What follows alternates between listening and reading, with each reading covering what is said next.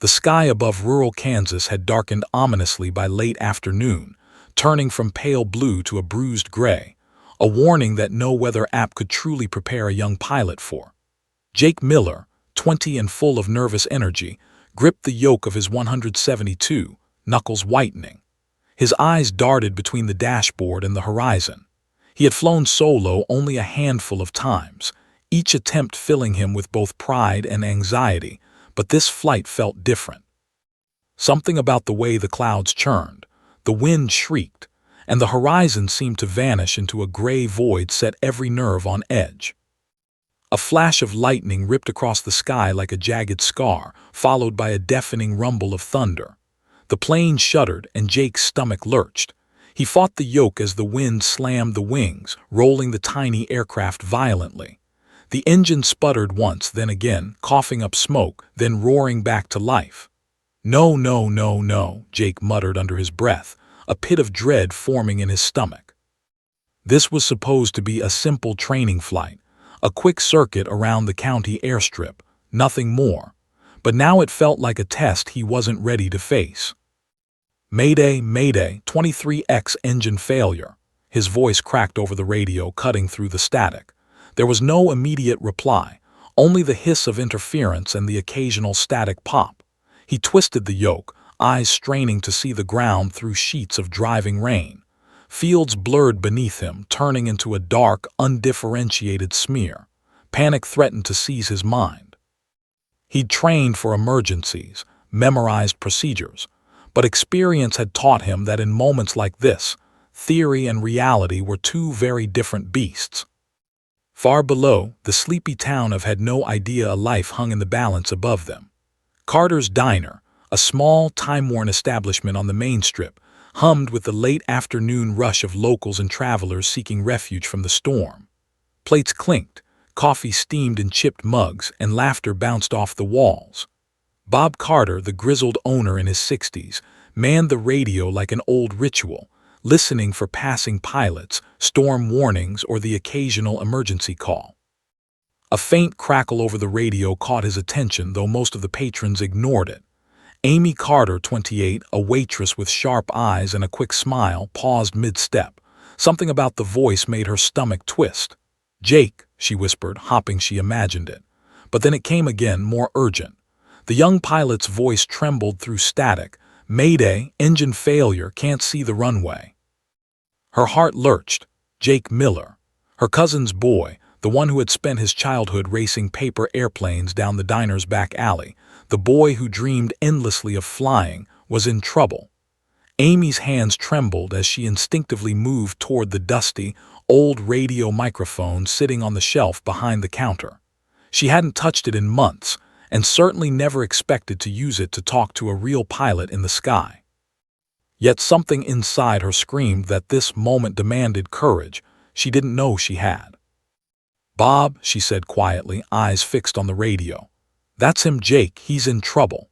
Bob's eyes narrowed, a frown deepening on his weathered face. He didn't say anything, but the worry etched into his features made it clear he understood the gravity. The patrons, unaware of the crisis unfolding, continued chatting and eating, but Amy felt every heartbeat echo in her ears. Lightning flashed again, illuminating the room, and thunder followed, shaking the diner's old windows. Amy reached for the mic, gripping it with both hands, her knuckles white. She wasn't a pilot, she didn't have training, but her voice had to be a lifeline, a tether to a young man suspended in chaos above. "Jake, it's Amy," she whispered into the static, unsure if he could even hear her. The diner fell silent. All chatter died. Even the sound of rain against the roof seemed muted. Every pair of eyes, patrons and staff alike, instinctively turned toward the radio, sensing something extraordinary was about to happen. The storm outside raged with increasing intensity, wind lashing through the open spaces of the plains, bending the skeletal trees along Route 50. The faint glimmer of headlights from distant cars cut through the gray gloom, a reminder of the ground below. Amy swallowed, steadying her breath. "Stay calm, Jake," she said, more to herself than to him. "You're not alone. You can do this." And as the first distant roll of thunder shook the diner's foundation, She knew that one voice, calm and steady, could be the difference between life and death. Amy's fingers lingered over the dusty microphone, hesitant. She had never used it for anything more than chatting with a passing pilot or listening to flight traffic, but this was different. This was her cousin's boy, Jake, suspended somewhere in a storm, clinging to the sky by a thread. Every instinct in her screamed both fear and urgency. Her heart pounded so hard she thought he might hear it through the radio static. But there was no time to hesitate. Taking a deep breath, she leaned in and spoke. "Jake, it's Amy. I can hear you. Stay calm," she said, her voice shaking only slightly. The static crackled, then faintly a response. "Amy, is that really you?" Relief and panic mixed in his voice. He sounded small, overwhelmed, the plane shuddering beneath him. "Yes, it's me. Listen carefully," she replied. "Can you see any lights below? Roads, barns, anything?" Thunder rolled across the plains, rattling the diner windows. Outside, the storm intensified. But inside, Amy's voice became the anchor that tethered him to reality. Jake's voice came back, shaky and high-pitched. I see something. I think it's a barn. I don't know which way to turn." Amy's pulse raced. She grabbed the laminated county map hanging on the wall, tracing Route 50 with her finger. "Yes, that's it. Follow the road east. I can guide you. Keep the plane level, don't fight the wind. Just follow my voice," she instructed, fighting to sound steady while terror roared in her chest. Bob, noticing her tense expression, frowned. "Amy, are you sure you should?" He stopped mid-sentence when lightning illuminated the room and the patrons instinctively jumped. Amy ignored him, scanning the map and the diner windows simultaneously. She needed to visualize the terrain beneath him. She needed to give him a path through chaos. The diner fell silent, every eye subtly drawn to the tiny radio perched above the counter. Patrons sensed something extraordinary was happening, though they couldn't see it yet. Outside, headlights cut through sheets of rain, flickering across the muddy plains. A few truckers had noticed something unusual, their beams briefly scanning the sky. Bob grabbed his phone, dialing the sheriff while keeping an eye on the small crowd gathering at the windows. He muttered instructions to relay emergency services, but all eyes stayed on Amy, whose words had become the fragile lifeline holding Jake above the storm. Amy's voice steadied as she guided him. "Okay, Jake, you're above the fields now. Keep the nose level, throttle steady. You've got this. Just keep following the blinking barn lights to your right." Her tone was calm yet urgent, every syllable measured. "I know it's scary, but you can do this. Look at the lights, trust yourself. You've trained for emergencies. This is your moment, Jake." The static crackled again. "Amy, the wind, it's pushing me." His voice trembled, fear seeping into every word. Amy closed her eyes for a second, visualizing the plane against the storm, the road below, the farm lights shining through the sheets of rain. "Don't fight it. Adjust slightly, just a little right, then steady. Trust your instincts, Jake. You've done this before. You're strong and you're not alone. I'm right here with you." Patrons in the diner had stopped moving entirely. Some pressed their faces to the windows, others to the walls, all waiting, praying. The clatter of dishes and murmured conversation had vanished, replaced by the sound of rain hammering the roof and the faint, eerie static of the radio. Amy felt a surge of responsibility she had never anticipated. This wasn't just about giving directions. It was about keeping a life in her hands. Every word mattered. Every pause could mean survival or disaster. Minutes stretched into eternity. Jake's voice broke through again, strained. "Amy, I can see the field. I think He choked on a cough, static cutting his sentence off. Amy's stomach nodded, but she didn't hesitate. "Good, keep her steady. Follow the field lights to the left. Throttle back slowly, smooth, steady. Yes, you're doing it." Outside, the rain fell harder, wind gusting as if testing their resolve.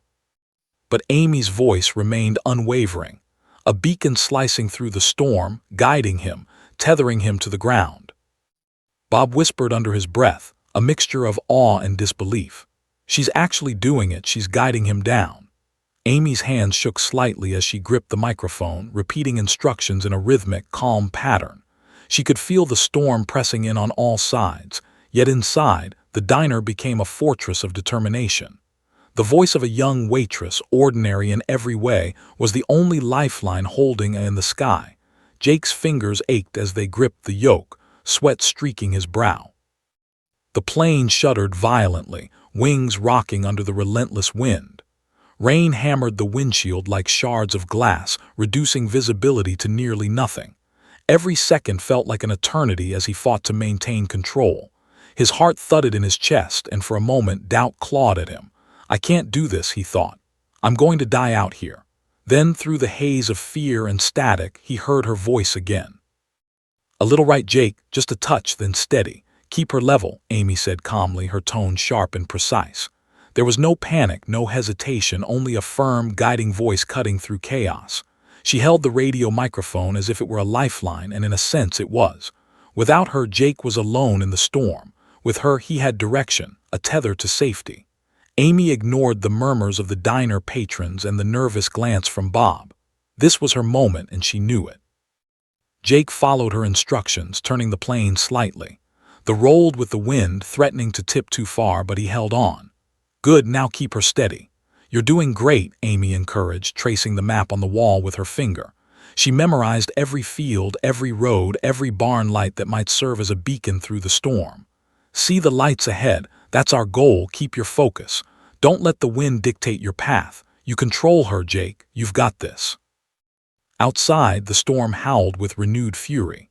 Lightning cracked overhead, illuminating the muddy fields below, and thunder shook the diner's foundations. Truckers on Route 50 paused in their cabs, their headlights cutting through the storm to illuminate tiny glimpses of the plain above. Bob adjusted the diner's lights, flashing them toward the sky, providing additional guidance. The diner had become an impromptu air traffic control tower, ordinary objects transformed into instruments of survival. Every patron felt the tension, their eyes glued to Amy and the radio, silently praying for a miracle. Jake's voice broke the silence, panic edging in again. "Amy, I can't, everything's spinning, the wind's too strong," he gasped, gripping the controls until his knuckles whitened. Amy's heart raced, but she forced her voice steady. "You're not spinning, you're adjusting, trust your instincts, focus on the lights, a little left, yes, hold her steady." Her words were precise, rhythmic, a mantra against the chaos. "I know it's terrifying, but you're not alone, I'm right here with you, take it slow, we've got this." She glanced around the diner as she spoke. Patrons had stopped moving entirely, some pressed against windows, some with hands over mouths. Bob's grizzled face showed awe. He muttered under his breath, "She's actually doing it, she's guiding him." Amy didn't look away. Every syllable mattered. One wrong instruction, one hesitation, and they could spiral out of control. Her hands trembled as she gripped the microphone, her voice calm but urgent. Every heartbeat felt like it counted twice. Jake fought against his fear. He followed her directions meticulously, coaxing the plane to respond to her guidance. "Almost there, you're approaching the open field. Keep her level steady, throttle back slightly." "Yes, good," Amy instructed, her voice unwavering. He could barely see the faint blinking lights of the farm ahead, but her calm guidance anchored him. The plane shivered violently, gusts rocking it from side to side, yet he managed to hold the nose level. The diner's patrons collectively held their breath, watching, waiting. Rain lashed against the windows, the storm a chaotic orchestra, but Amy's voice cut through like a lighthouse beam in a stormy sea. "You're doing it, Jake. Focus on the barn lights, just a little more steady."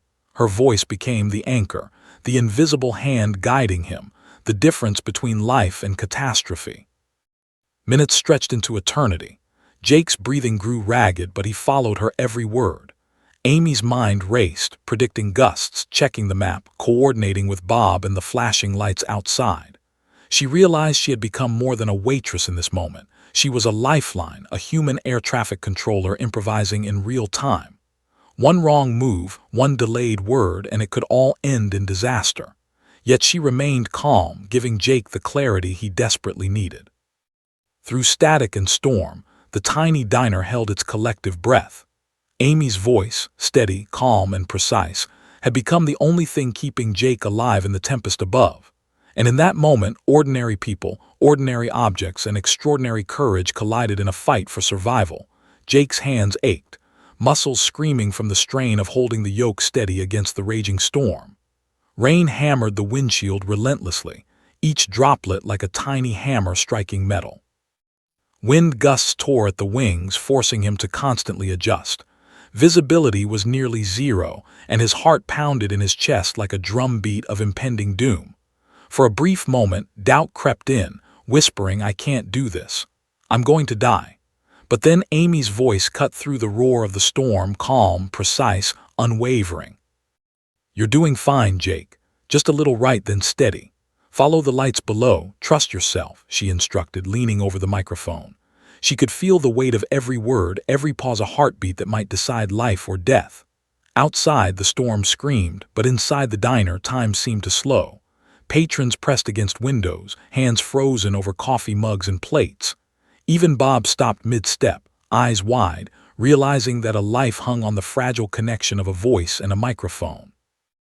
Jake swallowed hard, his palms slick with sweat. "Amy, it's too fast, I can't see." His voice quivered, the fear raw and palpable. Lightning flashed, illuminating this trembling form, then darkness swallowed it again. "Don't fight it, Jake. Adjust slowly, breathe, yes, that's it. Keep her level steady, throttle back slightly, perfect." Amy's words became the rhythm that steadied him. He focused solely on her voice, shutting out the chaos around him, trusting her guidance completely. Amy's mind raced as she monitored his progress. She could see the faint blinking lights of Miller's farm through the rain-streaked windows, the landmark she had memorized earlier. She guided him in careful increments. "Turn slightly left, steady, good. You're almost aligned with the open field. Keep her level, don't fight the gusts. Let her ride the wind. You're in control." She repeated each instruction slowly, carefully, her tone a lifeline threading through the storm.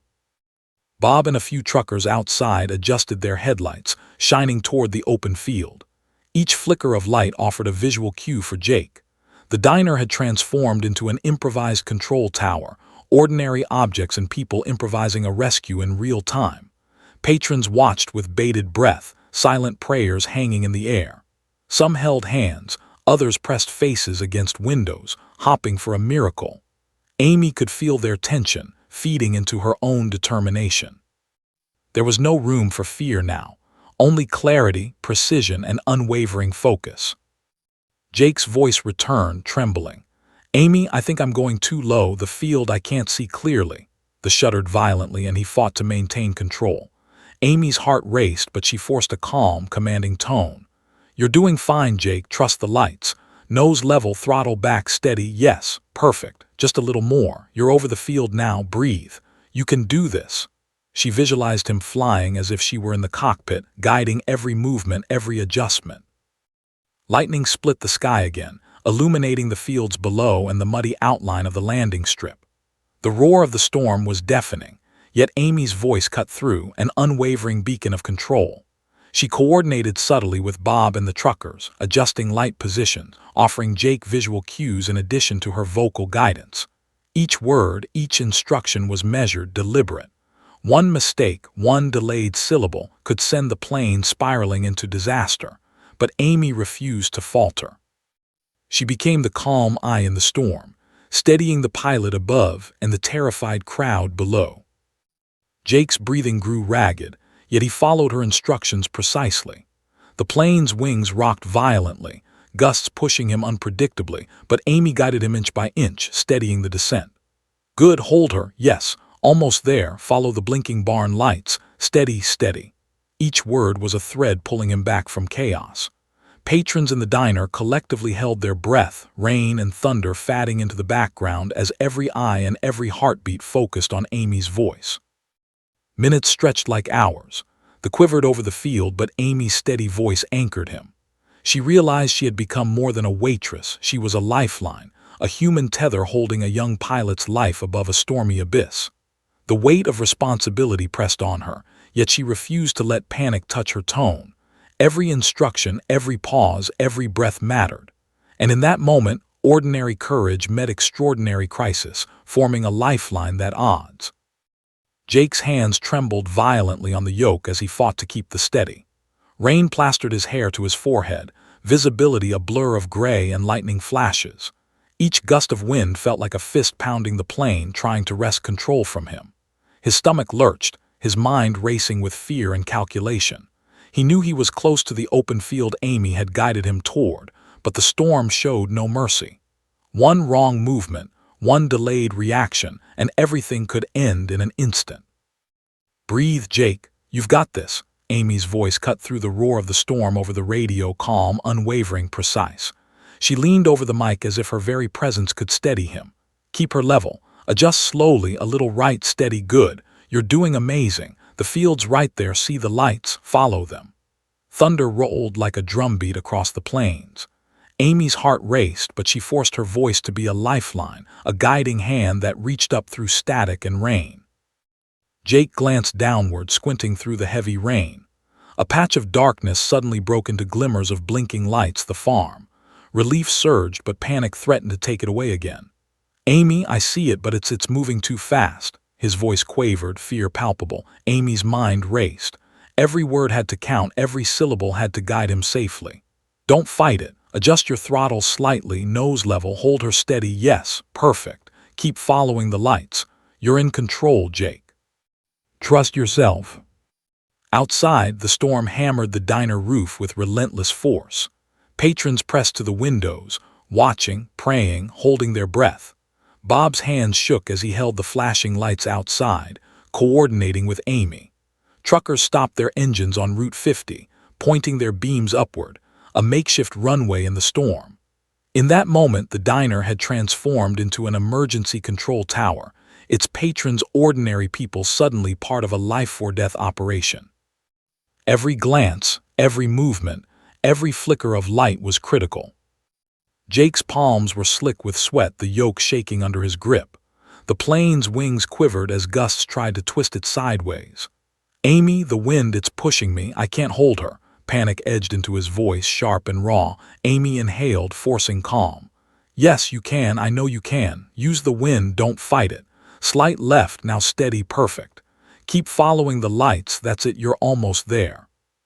Her instructions became a rhythmic mantra, slicing through chaos, giving him confidence where fear tried to dominate. Lightning illuminated the open field, the muddy ground glistening through sheets of rain. Jake squinted, aligning the plane, following Amy's directions inch by inch. "Throttle back gently, level her. Yes, perfect, hold." Amy's voice was steady, unwavering. She could see the strain in him through every word, the tightness in his voice, the tremor in his hands. She reminded him of every lesson, every flight drill he had ever practiced. "You've done this before. You know what to do. Trust yourself. You are in control." The shuddered violently as a sudden gust struck the tail. Jake gasped, gripping the yoke until his knuckles whitened.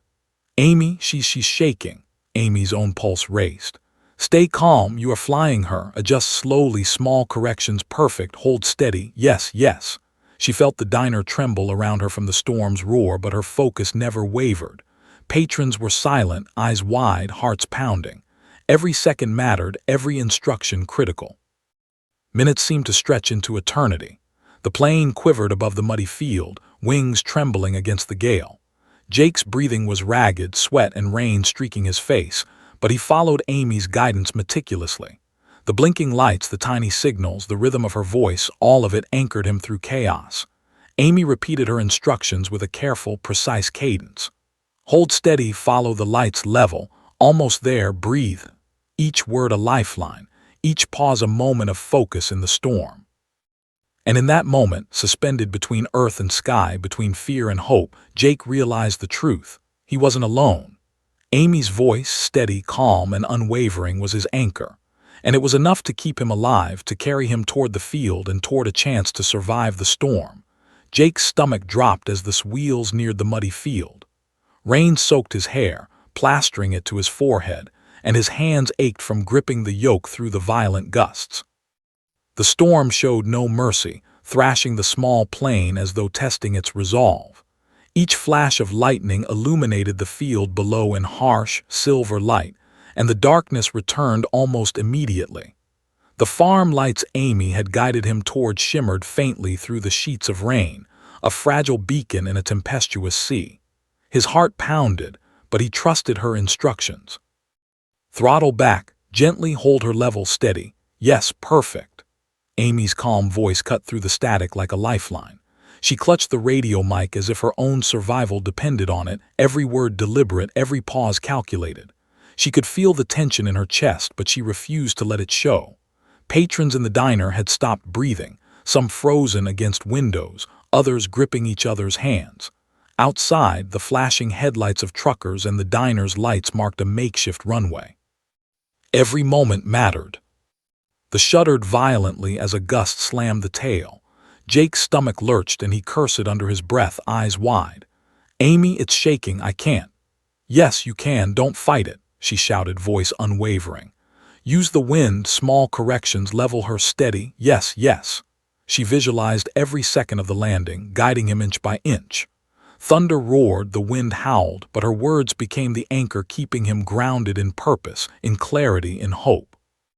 Jake's wheels kissed the muddy ground with a violent jolt. The plane skidded sideways, mud spraying against the wings, but he corrected, easing it back into alignment.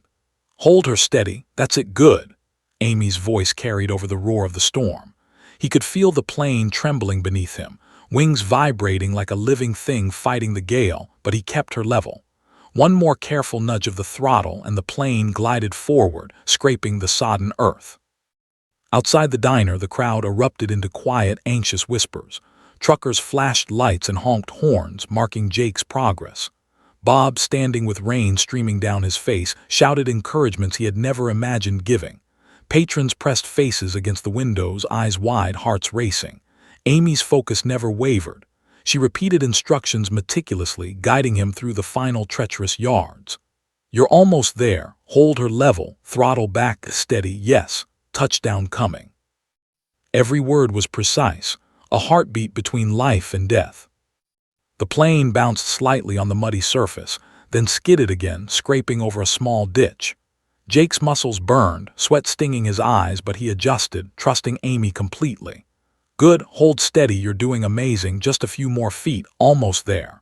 The landing gear creaked under the strain, wings rocking violently, but Jake coaxed the forward inch by tenth inch. Thunder shook the skis, lightning flashing as if the storm itself was witnessing the miracle. Finally, the ground to a halt. The engine sputtered, then quieted. Silence descended over the field, broken only by the hiss of rain and distant thunder. Jake exhaled, shaking uncontrollably, every nerve screaming with relief. "Amy, I'm down, I think I'm okay," he whispered, his voice barely audible over the fatting storm. Amy collapsed into a chair behind the counter, tears streaming down her face. The diner erupted into cheers, applause, and sobs of relief. Patrons hugged each other, some collapsing to their knees, unable to contain the emotions of the moment. Bob stood silently, shaking his head in disbelief. "She did it," he muttered, voice hoarse. Amy's hand still clutched the microphone, trembling, but her smile was radiant. She had guided a young pilot through a violent storm, through fear and near-certain disaster. The impossible had been done.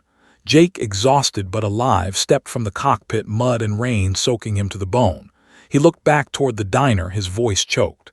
"Amy, you saved me." Emergency crews arrived moments later, but the tension had already broken. There was damaged but intact. Jake's hand still shook, his legs weak from adrenaline. Patrons celebrated quietly now, their faces streaked with rain and tears. Amy set down the microphone, her heart finally slowing.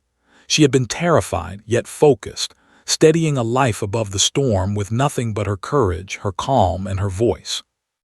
That night, Carter's Diner became a landmark, a place where ordinary courage met extraordinary circumstance. Morning lights spilled over, casting gold across the rain-slicked streets. Carter's Diner looked ordinary, but inside the atmosphere was electric. News crews swarmed, microphones and cameras thrust toward Amy Carter. Local reporters clamored for interviews, scribbling notes furiously, but Amy sat quietly behind the counter, hands folded, still shaking from the night's events. She had guided a young pilot through a violent storm, and now, suddenly, her ordinary life had been transformed into legend. Patrons from the previous night lingered, retelling their versions of the miraculous landing with wide eyes and breathless excitement. Ike Miller, battered but alive, stood beside her. He was still wet from rain and mud, the adrenaline slowly fatting from his system. The FAA had reviewed the call recordings and the improvised landing instructions Amy had delivered, marveling at her clarity, composure, and courage. Her voice had guided him inch by inch, second by second, through one of the most dangerous landing situations a small pilot could face. Jake's hands shook as he grasped hers. "Amy," he said quietly, "you saved my life. No one else could have done what you did." Amy's face flushed. She waved off the compliment, embarrassed. I just talked," she muttered, her voice barely above the hum of the reporters. But the significance was clear. She had become a hero in a way she had never imagined. Ordinary, unnoticed, unassuming, until a storm turned her courage into a lifeline. The diner's patrons cheered, some laughing with relief, some still teary, and even Bob looked at her with a mixture of pride and disbelief. He muttered, "You did something no one else could do. I don't know how you kept your cool." News crews asked for every detail, how she knew the farm lights, how she remained calm, what went through her mind. Amy recounted the story simply. She had memorized the roads, visualized the fields, and focused on guiding Jake step by step. But behind her humble words was an extraordinary truth. A young waitress with no pilot training had become a beacon of life and hope. As reporters scribbled furiously and cameras clicked, word spread rapidly across social media. The video of the call and recordings of Amy's instructions began going viral. People everywhere were inspired by the story of courage, composure, and human connection. Jake lingered, recounting every moment of terror and trust. "I couldn't see anything, everything was spinning, I was sure I was done," he said. "Then I heard Amy calm, clear, guiding me. Her voice kept me alive. It's impossible to describe how much it meant." His gratitude was tangible, radiating in the room. Amy, still overwhelmed, nodded, tears threatening to spill again. Patrons and strangers alike were drawn into the moment, witnessing the bond forged between a pilot and a waitress that transcended the ordinary, defying fear and circumstance. By afternoon, the diner displayed signs of newfound fame. Locals had hung a handmade banner above the entrance, "Carter's Diner, home of the Angel," on the radio. People who had never eaten there lined up, hopping to catch a glimpse of the woman who had guided a plane to safety. Amy's and family offered congratulations, but she downplayed the attention. "It's Jake," she said simply. "I just helped him see the lights. He's the one who did the flying." The FAA even reached out, offering formal commendations. Amy declined official recognition, insisting it was teamwork. The trucker's lights, Bob's assistance, and Jake's skills all contributed. Yet even without formal titles, the impact was undeniable. She had changed lives that night, not just Jake, but the hundreds who witnessed her calm courage, those who would tell the story for years. Ordinary people, ordinary lives, could make a difference when courage met necessity. By evening, the storm clouds had cleared, leaving a quiet, wet calm over the town. Jake returned to the diner, sitting quietly beside Amy, grateful for every heartbeat she had helped preserve. Patrons trickled out, leaving the two alone for a moment of reflection. Amy looked around the familiar diner, now steeped in legend.